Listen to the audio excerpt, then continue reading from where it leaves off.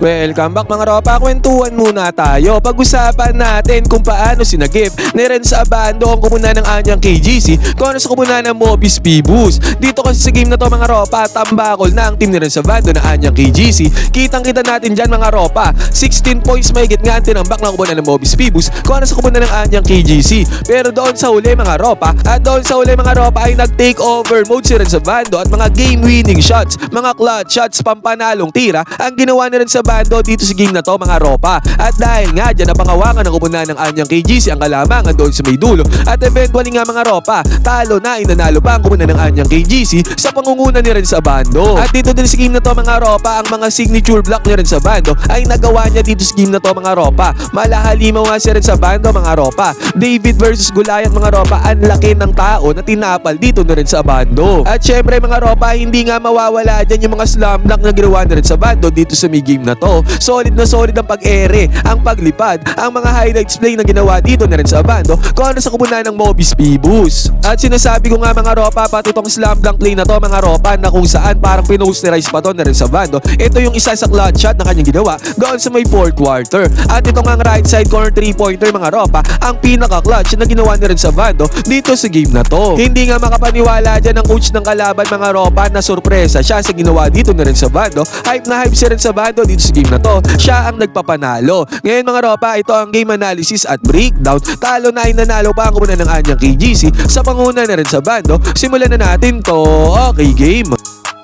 Ngayon mga ropa, dito sa game na to nag-adjust ang coach ng kumunan ng anyang KGC. Ginamit na niya si Renz Abando as first wipe dito sa game na to. At pagbubukas pa nga lamang ng game mga ropa, ay nagkaroon kaagad ng monster rebound dito si Renz Abando. Siya ang nakakuha ng rebound dyan mga ropa. And then after nito mga ropa, sa may opensa ay umatake dito ang teammate ni Renz Abando. Nagkaroon siya ng open lane dyan mga ropa. Yun nga lang nagmintes yan. Pero guess what, guess who, kung sino ang nandyan sa may follow up? Walang iba mga ropa kundi si Renz Abando. Lumipad siya dyan mga ropa para sa slam. Nakita-kita natin dyan. Highlight plays ka agad yung ginawa dito na rin sa bando para ma-entertain ang fans. Slam dunk basket is good. At dito naman mga ropa, nagkaroon ng puntos ang kumunan ng Mobis Phoebus against kay Renz Abando mga ropa. Easy 2 points yan, basket is good. Pero ang teammate dito na rin sa bando mga ropa ay gumamit ng stagger screen dito sa may ibabaw. At dahil sa stagger screen na yan mga ropa, ay nakapagmando siya ng bola dire-diretso papunta doon sa may ring. Easy 2 points na nagawa dyan ang kumunan ng anyang KGC. At sa pagkakataon na to mga ropa, nabigyan ng isolation play dito sa Renz Abando sa may ibabaw.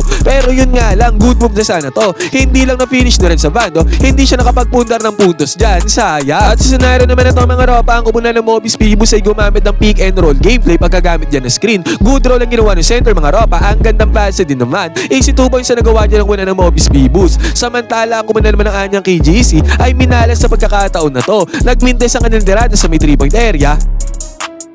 At nag-turnover din dito si Renz Abando mga ropa. Actually, yung teammate niya nagkamali ng pasa dyan mga ropa. At sa pagkakataon na to, sa possession ng kumunan ng Mobis Phoebus, eto na mga ropa. Ang gandang depensa ang ginawa ni Renz Abando dito mga ropa para mablock ang tirada dito ng kumunan ng Mobis Phoebus. At ang maganda pa dyan mga ropa, si Renz Abando ay nagkaroon ng fast break dito. Defense surge ito, offense para kay Renz Abando mga ropa. Slam dunk ulit ang ginawa dyan ni Renz Abando. Quick 4 points mga ropa nagawa ni Renz Abando this may first quarter. At parehong slam dunk yun mga ropa. Basket is good. And then after ba nito mga ropa, tinapos ang kumunan ng anyang KGC ang first quarter na to. Sa kanilang good drive mga ropa, easy 2 points yan. Natapos ang first quarter sa score na 13-12.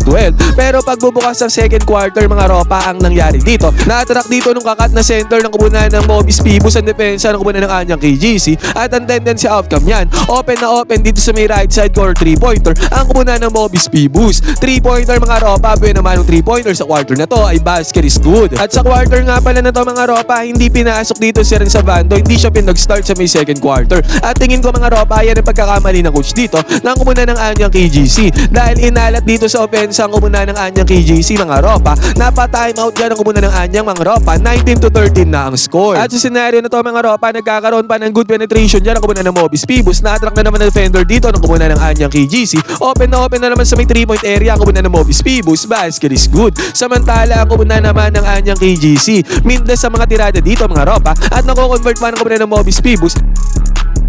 Ang mga puntos galing sa mga bintes sa tirada ng kumunan ng Anyang KGC. Kaya sa isang iglap mga ropa, automatic na 28-15 na ang score, tambakol na ng 13 points dito ang kumunan nila rin sa Abando. Napako sila sa 15 points mga ropa dito sa may second quarter, at dito na mga ropa pinasok na ni Coach si Renz Abando. Naikik out niya yung bola sa may 3-point area, open na open yan mga ropa. Yun nga lang mintes ang tirada dito ni Johnny O'Brien. Buti nga mga ropa sa sumunod na possession ay nakakuha na ng puntos dito si Johnny O'Brien mga ropa. Sa wakas napigil na ang drought dito ng kumunan ng Anyang KGC. Pero yun nga lang mga ropa, disaster pa rin talaga ang opensa ng kumunan ng Anyang KGC. Nag-turnover sila dito mga ropa, at sa turnover na yan nakapag-capitalize na naman dyan ang kumunan ng Bobby's Pibus. 2 points galing sa may turnover mga ropa. Basket is good para sa kumunan ng Bobby's Pibus. Buti nga mga ropa nakapasok ng mid-range perimeter jumper dito ang teammate ni Renz Abando. At after nyan mga ropa, again another turnover na naman ang ginawa dito ng kumunan ng Anyang KGC. Maraming turnovers nga mga ropa, nagkaroon din ng good defense dito ang kumunan ng Anyang KGC. At sa good defense din mga ropa, sila naman ang nakapag-convert ng puntos. Binalik nila dito yung ginagawa ng kumunan ng Bobby's Pibus. At after pa nyan mga ropa, si Johnny O'Brien ay nakapukol ng deep 3-pointer dito mga ropa. Pumasok din yan para kay Johnny O'Brien. Basket is good.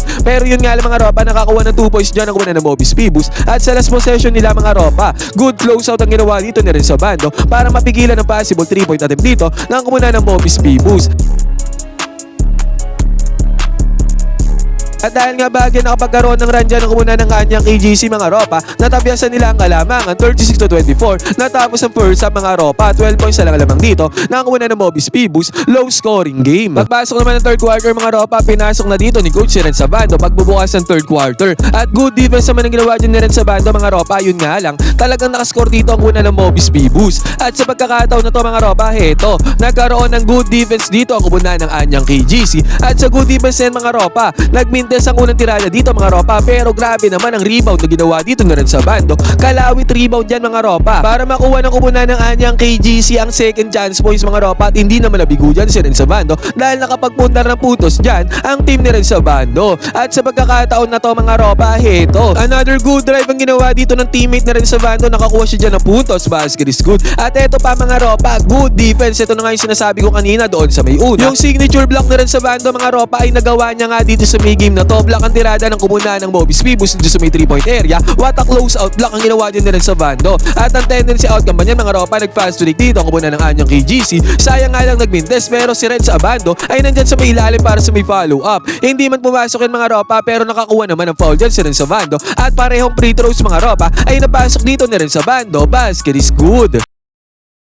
At dahil dyan mga ropa, kahit papaano naging 43-33 ang score mga ropa, natapyasan ang kalamangan dyan ang kumunan ng Bobby's Pibus. Pero yun nga lang mga ropa, lumipad dito si Renz Abando sa may depensa. Napeke siya dyan mga ropa, nakakuha ng easy 2 points dyan ang kumunan ng Bobby's Pibus. Buti na lang mga ropa, si Johnny O'Brien ay nakasagot dito doon sa may lalim, doon sa may paint. Pero sa pagkakataon na to mga ropa, top of the key 3-pointer pa ay napasok dito ng kumunan ng Bobby's Pibus. Basket is good. At sa senaryo na to mga ropa, nagsagutan sa puntos ang dalawang kupunan, nagpalitan sila na score dyan mga ropa. Pero sa senaryo din na to mga ropa ay na-block dito ni Renz Abando ang sentro ng kumunan ng Bobby's Pibus. David versus Goliath mga ropa ang naging dating nitong block na to. Sinupalpal yan ni Renz Abando, lamon ang center dyan ng kumunan ng Bobby's Pibus. At bago tuloy matapos yung third quarter na to mga ropa ay na-foul dito ang teammate ni Renz Abando. Nakapagpundar siya dyan ng puntos mga ropa dyan sa may free throw area. At dahil dyan mga ropa, itong third quarter na to natapos sa score ng 54-46. 8 points na lang ang kalamangan dito ng kumunan ng Bobby's Pibus. Kahit papano mga ropa ay natapyasan. Pagpasok naman ng fourth quarter mga ropa, buwan naman ang puntos ang ginawa dito ng kumunan ng Bobby's Pibus. Basket is good. Buti nga mga ropa, doon sa may ilalim, doon sa may paint ay sumagot dito si Johnny O'Brien ng kanyang 2 points. Pero sa pagkakataon na to mga ropa, 2 points din ang sinagot dito ng kumunan ng Bobby's Pibus sa may perimeter mga ropa. Kung sa senaryo na to, 59-50 ang score mga ropa, 9 points pa rin ang kalamangan dito ng Bobby's Pibus, 5 minuto mahigit ang natitira dito sa may game.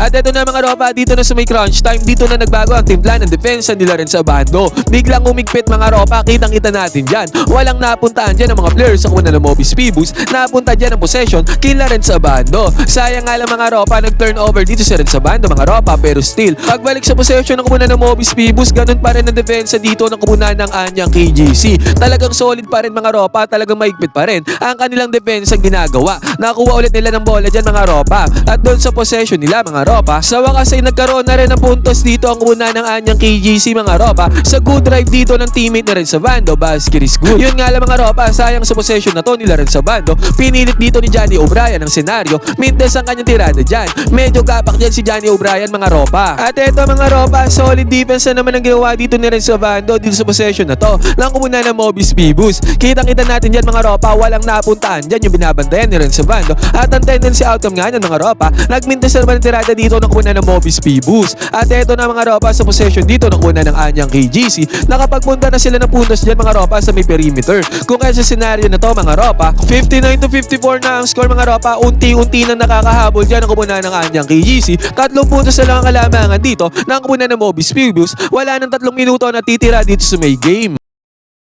At after pa nito mga ropa, again another good defense na naman ang ginawa dito ng kumunan ng Red Boosters mga ropa. Sunod-sunod na magandang depensa nga kanilang ginawa dito. Yan din talaga nagpanalo sa kanila dito sa may game na to. At after pa nyan, good inbounds play pa ang ginawa dito ng Red Boosters. At sa good inbounds play na yan, mabilisan lang mga ropa, ay nagkaroon ng 2 points dito ang kumunan ng Red Boosters sa may pass break. Basket is good. At again mga ropa, sinabi ko nga, defense wins game. Ganun ulit ang ginawa dito ng Red Boosters. Good defense ulit yan mga ropa, nakakuha sila ng steal dyan. At sa steal na yan mga ropa, nagkaroon ng fast break ang muna ng Red Boosters. Si Ren sa Bando nabigyan ng bola doon sa may ilalim, doon sa may paint. At guess what? Posterized dunk ang ginawa dyan na Ren sa Bando mga ropa.